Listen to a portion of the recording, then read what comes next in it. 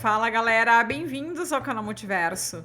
Hoje vamos navegar pelo mundo pré-diluviano segundo as escrituras. Afinal, o que sabemos sobre essa época tem somente duas vertentes. A vertente canalizada esotérica, que nos conta uma versão de uma terra habitada por civilizações alienígenas altamente tecnológicas, e a versão bíblica, que nos conta uma história cheia de parábolas e significados ocultos. De ambas, a ciência não tem nenhuma evidência.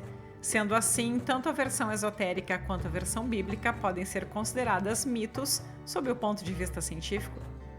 Sobre a época pré-diluviana do ponto de vista metafísico, falamos bastante disso na saga Anunnaki. Se você ainda não conhece, vou deixar a playlist no final desse vídeo. Se quiser o e-book ilustrado da saga, o link vai estar na descrição. Esse vídeo é sobre a versão bíblica do mundo pré-diluviano. Imaginar o mundo que antecedeu ao dilúvio certamente gera muita curiosidade. É um mundo cujos segredos estão envoltos em mitos e mistérios que, de acordo com relatos bíblicos, testemunhou a existência de seres extraordinários, civilizações perdidas e eventos divinos que mudaram a face da Terra para sempre. A narrativa desse mundo perdido foi imortalizada nas páginas do livro de Gênesis. E aqui estão todos os detalhes conhecidos de como era o mundo antes do dilúvio, desde o surgimento do homem até a sua exterminação. Então, por favor, já peço para você esmagar esse like. Fico bem feliz quando você esmaga o like. O livro de Gênesis conta a história de Adão e Eva e os primeiros seres humanos criados por Deus que viviam como marido e mulher no Jardim do Éden, um paraíso onde não havia oposição e, portanto, não tinham entendimento do que era alegria ou tristeza, prazer ou dor. Após desobedecerem às instruções divinas de não comer o fruto proibido, foram expulsos do paraíso. Uma vez expulsos, tiveram filhos. A Bíblia não menciona exatamente quantos filhos tiveram, supõe-se que tiveram outros filhos, pois Gênesis 5:4 cita que Adão se tornou pai de filhos e filhas. Todavia, a Bíblia menciona os nomes de apenas 3 deles, Caim, Abel e Set. Poucos conhecem Set, mas todo mundo conhece a história de Caim e Abel, provavelmente um dos eventos mais conhecidos da história bíblica. Caim e Abel ofereceram sacrifícios a Deus. Deus então aceitou a oferta de Abel e rejeitou a de Caim. Movido pela ira, Caim matou Abel e, após o assassinato, Deus marcou Caim como um fugitivo errante na terra. Ele então partiu para a terra de Nod, ao oriente do Éden, onde ele e sua esposa, que pode até ter sido uma irmã sua, tiveram um filho e lhe deram o nome de Enoque. Mais tarde, Caim construiu uma cidade e a chamou de Enoque em homenagem a seu filho. É interessante como a narrativa bíblica nos fornece detalhes sobre a capacidade intelectual dos humanos dessa época ao fazer a alusão a certos feitos notáveis, como construir cidades e arcas, sugerindo que mesmo antes do dilúvio, os seres humanos eram capazes de grandes realizações. Construir cidades, ou mesmo a arca do famoso Noé, implica um certo grau de organização e conhecimento de engenharia. Logo, a Bíblia nos permite deduzir, a partir de seu próprio relato, que os seres que habitavam a Terra nas épocas pré-diluvianas tinham um bom nível de desenvolvimento intelectual e tecnológico.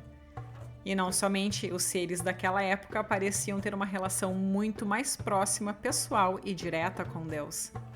A exemplo de Noé, que por sua vez é conhecido por ter construído uma enorme arca sob a orientação de Deus para sobreviver ao dilúvio. Quão complexo seria a construção de uma embarcação tão grande e complexa capaz de abrigar uma variedade de animais daquele porte?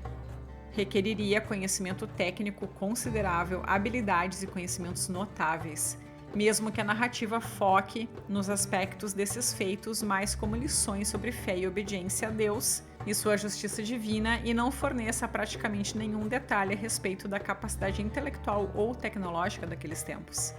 Embora a Torre de Babel nos dê pistas que eles eram capazes de construir edifícios arranha-céu. Muitos se questionam sobre que período foi esse em termos de datação de calendário. A verdade é que isso não está claro nas Escrituras. A cronologia apresentada no Antigo Testamento refere-se ao tempo que precedeu o Grande Dilúvio como um evento que na Bíblia é associado ao julgamento divino sobre a humanidade devido à sua corrupção e pecado. Quanto tempo durou essa época, também não sabemos. Se formos partir da genealogia bíblica, diz que Noé, nossa referência para o dilúvio, viveu 950 anos. e que o dilúvio aconteceu quando Noé tinha 600 anos. Noé é filho de Lameque, que o teve com 182 anos. Lameque era filho de Matusalém, que o teve com 187 anos. Matusalém era a 8ª geração após Adão. Se somarmos os anos contidos nessa tabela da cronologia bíblica, podemos dizer que o dilúvio ocorreu 1656 anos após Adão. Segundo a interpretação do arcebispo James Ussher, o dilúvio universal aconteceu 2600 anos antes de Cristo. Nem é preciso dizer que existem variações nas genealogias em diferentes traduções e interpretações das escrituras, e algumas cronologias podem apresentar durações diferentes. Note que a longevidade das pessoas que viveram naquela época pré-diluviana era notável. Essas genealogias apresentadas no livro de Gênesis registram a idade de diversas figuras como Adão, Matusalém e Noé, entre outros muitos indivíduos que teriam vivido por várias centenas de anos.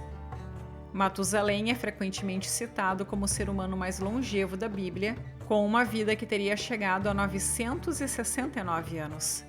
As razões por trás dessas longevidades extraordinárias não são detalhadas na Bíblia, mas há várias interpretações e teorias sobre o significado e propósito dessas idades, que nós não vamos entrar no mérito, pois esse vídeo é dedicado à versão bíblica da era pré-diluviana.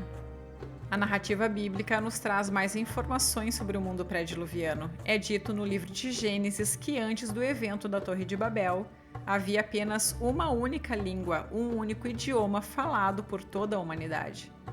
No capítulo 11 de Gênesis é descrita a construção da Torre de Babel. Segundo a história, as pessoas se reuniram na planície de Sinar e decidiram construir uma torre que alcançaria os céus.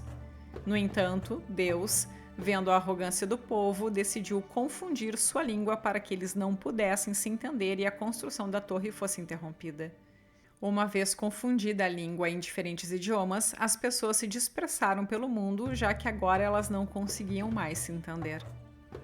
As escrituras falam sobre a sociedade que antecedeu o dilúvio e as descreve como um ambiente caracterizado por uma crescente corrupção moral e pecaminosidade, contrárias aos padrões morais, tais como assassinatos, roubos, poligamia e até mesmo relações carnais entre pais com suas próprias filhas.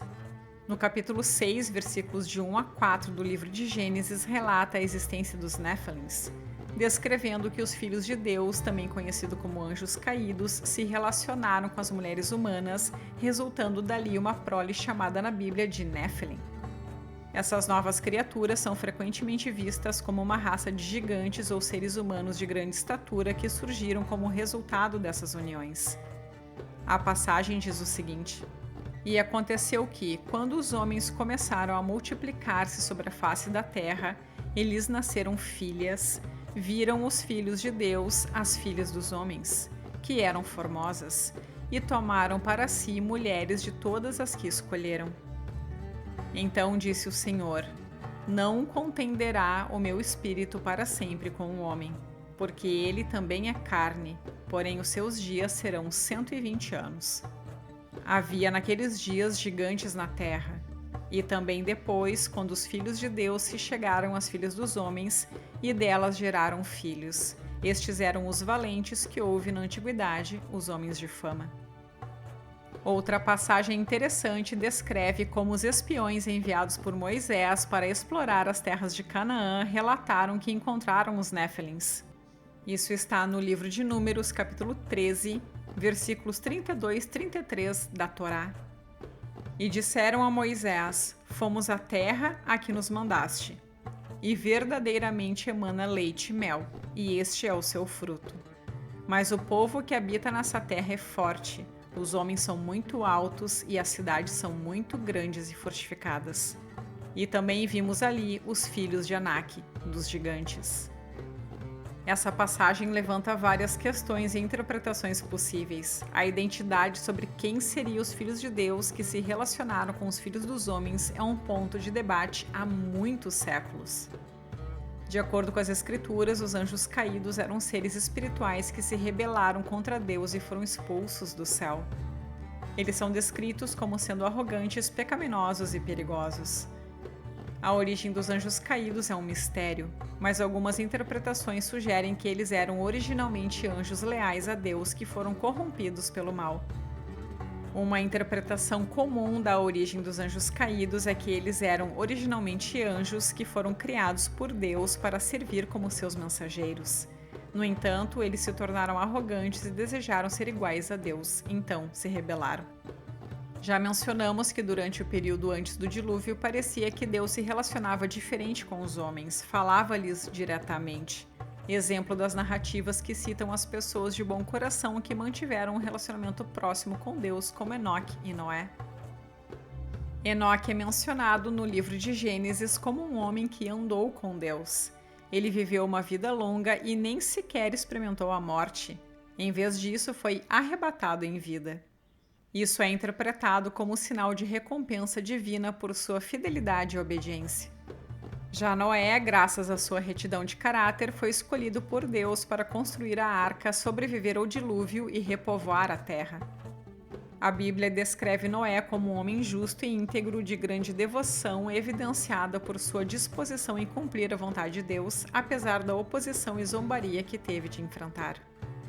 O fim da história do mundo antes do dilúvio é marcado por um evento cataclístico que, de acordo com o livro de Gênesis, capítulo 6 a 9, foi enviado por Deus como juízo final sobre a corrupção e a maldade que haviam se espalhado pela humanidade naquela época. Durou 40 dias e noites, durante os quais as águas subiram sob a terra até o topo das montanhas, de forma a não restar nada, exceto as criaturas que estavam na arca. Após tudo terminar, quando as águas se acalmaram, a arca repousou sobre o Monte Ararat. Noé, sua família e os animais da arca são os únicos sobreviventes. Quando ele sai da arca, Deus fez com ele uma aliança, prometendo que nunca mais destruiria toda a vida na terra por meio de um dilúvio.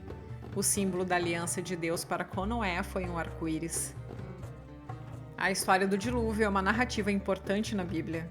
Ela é uma história de julgamento e redenção. Os tempos pré-diluvianos, conforme as Escrituras, termina, portanto, no julgamento e na renovação da criação no planeta Terra.